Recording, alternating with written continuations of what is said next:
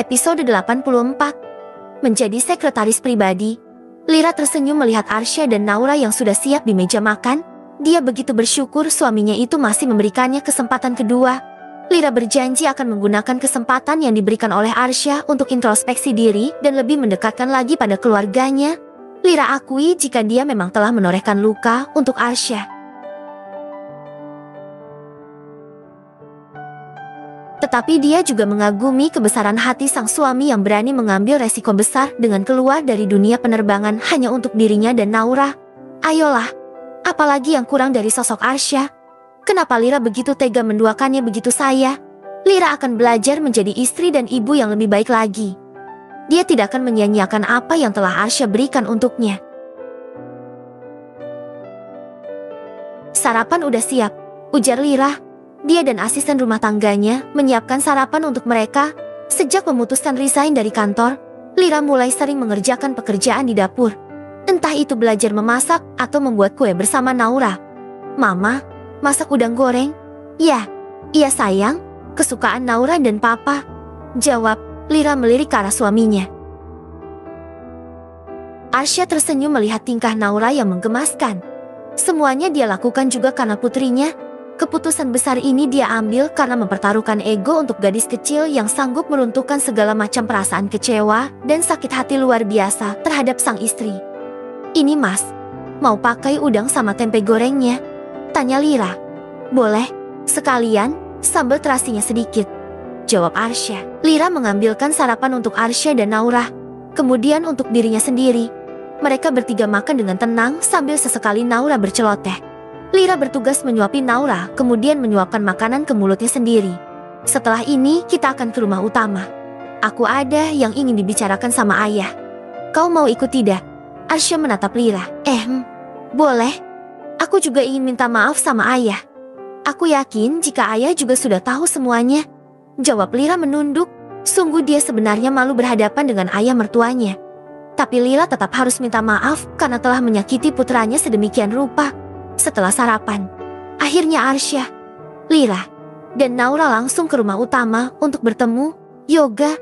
Sepertinya kedatangan mereka sudah dinanti ketika melihat si tuan besar sudah berada di ruang tamu dengan sebuah surat kabar di tangannya. "Ayah, aku datang bersama istri dan putriku," ujar Arsya.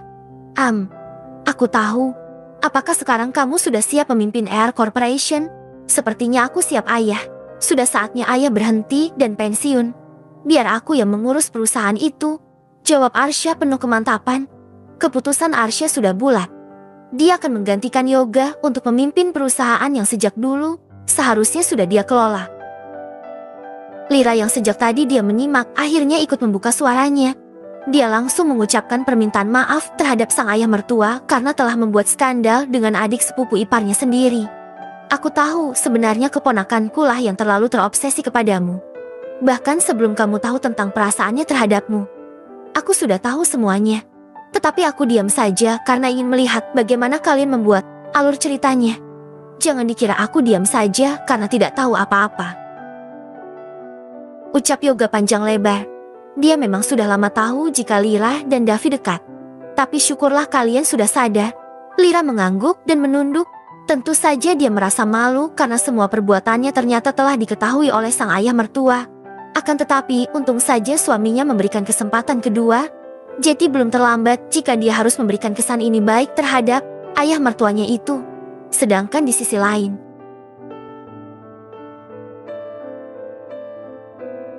Dara sejak tadi hanya bisa bersungut kesal karena keputusan sepihak dari Davi yang menginginkannya menjadi sekretaris pribadinya dimulai dari saat ini. "Jangan cemberut, nanti jelek," ucap Davi sambil melirik ke arah Dara yang kisatu. Sejak tadi hanya memanyunkan bibirnya. Saat ini mereka sedang makan siang di restoran dekat kantor. "Kenapa si bapak dengan seenaknya menunjuk saya sebagai sekretaris pribadi? Padahal pekerjaan itu sangat saya hindari sejak masuk ke perusahaan ini. Emangnya enak jadi sekretaris itu?" "Ya enggak lah, yang ada malah susah. Kita itu jadi pesuruh dan disuruh-suruh terus oleh atasan. Apalagi harus menghandle semua kerjaan bos, mencatat jadwal si bos, dan masih banyak lagi. Jadi saya itu tidak tertarik untuk menjadi sekretaris." Davi hanya bisa melongo melihat tingkah Dara yang menurutnya benar-benar ajaib. Jika di mana-mana banyak orang yang menginginkan posisi sekretaris, tetapi ternyata Dara tidak menginginkannya, bukankah itu suatu hal yang benar-benar berbeda? Dara bagi Davi saat ini adalah kekasihnya. Davi hanya menginginkan dia bisa terus bersama Dara. Oke, kalau kamu nggak mau jadi sekretarisku, hari ini juga kamu akan aku pecat. Dan sebagai pesangonnya, aku akan memberikan pekerjaan yang lebih layak lagi untukmu, yaitu menjadi istriku. Dara menarik napas dalam-dalam dan menghembuskan perlahan. Dia harus menguatkan hati dan juga jiwanya saat akan masuk ke dalam rumahnya.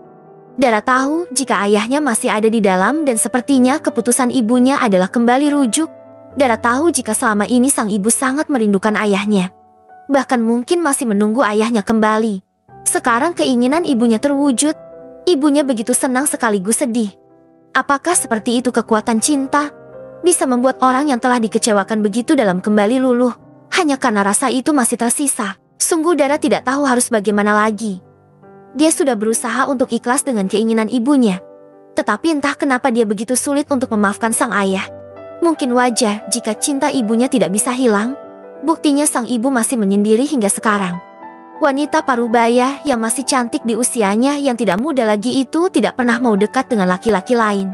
Jadi apakah benar jika ibunya menunggu sang ayah kembali? Kenapa tiba-tiba rasanya Dara ingin menangis mengingat perjalanan kisah cinta sang ibu yang begitu tragis?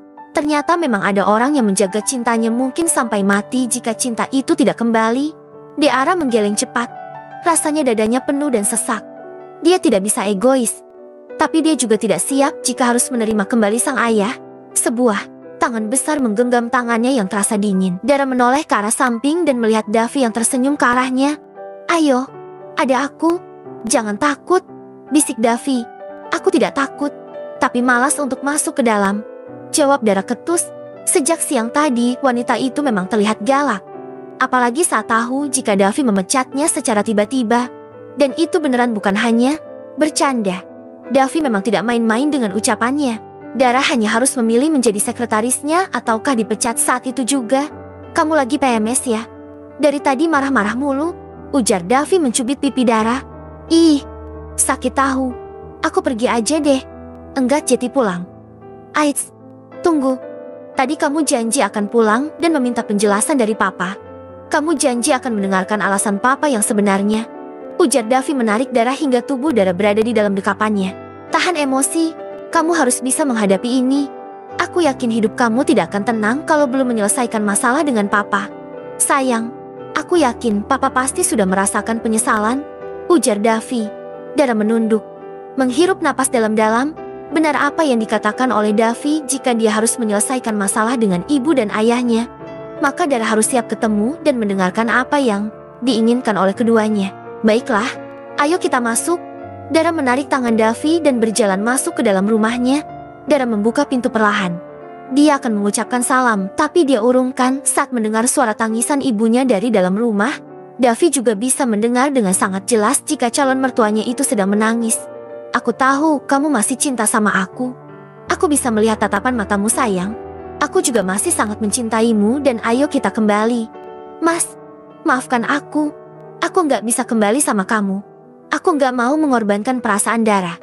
Dia yang selalu menemani aku saat kamu pergi. Dara yang selalu ada menguatkanku. Aku nggak mau Dara pergi meninggalkan aku hanya karena keegoisan kita. Dara dan Davi terkejut saat mendengar suara ibunya yang ternyata tengah membicarakan Dara serta perasaannya. Aku tahu, mungkin aku memang egois. Aku kira mudah bisa kembali dan mendapatkan maaf dari putriku. Tapi ternyata luka yang kutorehkan terlalu dalam. Aku tahu aku salah dan pasti tidak akan mudah mendapatkan maaf dari putriku sendiri. Aku adalah papa yang jahat. Terdengar suara Bagus juga menangis. Sepertinya Dara harus segera meminta penjelasan ayahnya. Kenapa dia kembali dan apa motifnya? Mungkin dengan begitu dia juga bisa merasakan lega di hatinya. Bersama